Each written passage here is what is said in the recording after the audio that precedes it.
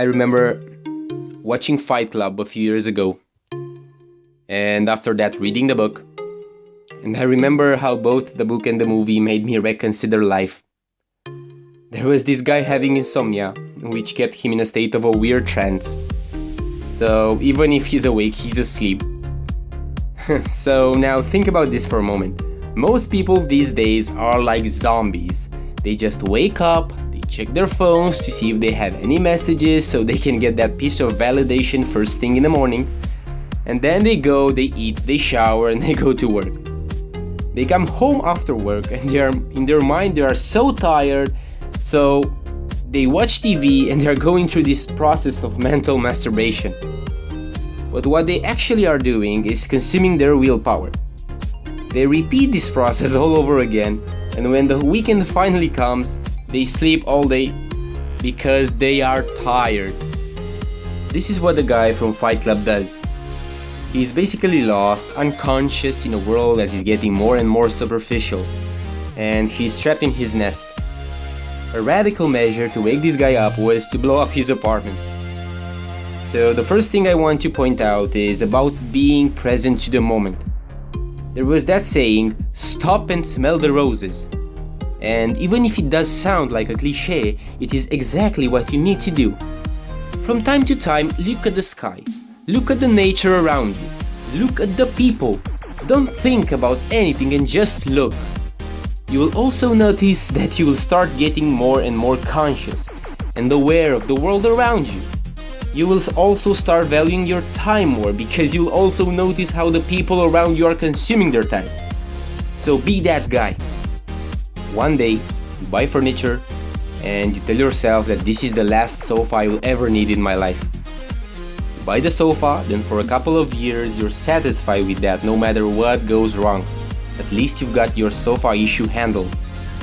Then the right set of dishes, then the perfect bed, then the drapes, then the rug, then you're trapped in your lovely nest, and then the things you used to own, now they own you.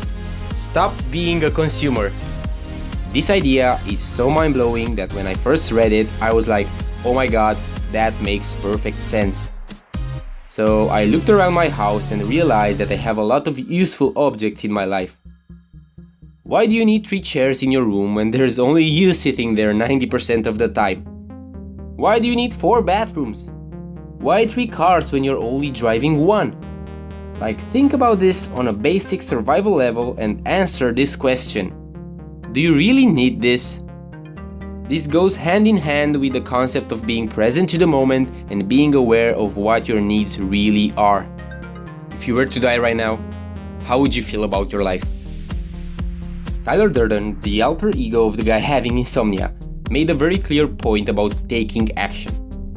He pulled out a gun and asked a liquor store owner, "Why did you study and what do you want to be?" When he told him that he wanted to become a veterinarian, this is what he got for an answer. "If you're not on your way to becoming a veterinarian in 6 weeks, you will be dead." The liquor store owner was obviously not on his path, and a radical thought such as that was meant to scare him and wake him up. All the bad decisions, all the missed opportunities, all the regrets. Realize that you have a limited time and start doing what you love. Find your passion or hustle till you find it. Most important thing is to start taking action. The world owns you nothing, nobody owns you anything. You have to be in charge of yourself. I want you to hit me as hard as you can. When they were fighting in a parking lot, Tyler Durden asked his new friend to punch him. "I want you to hit me as hard as you can," he said. "I don't want to die without any scars." That saying, it's mind-blowing, it's wired and anchored in, so you don't have to be afraid to stick your hands in the mud. Fail, get hurt, feel the cold of nature. Just feel something. That's called feeling alive and being part of this world. You're not your job. You're not how much money you have in the bank. You're not the car you drive. You're not the contents of your wallet. You're not your fucking khakis. You're all the singing, all dancing crap of the world. And that makes complete sense. I would personally add that you are what you choose to let in your life. So basically, you build your life by building yourself. And if someone blows up your house, you can either let that affect you, or you can see it as an opportunity for you to grow.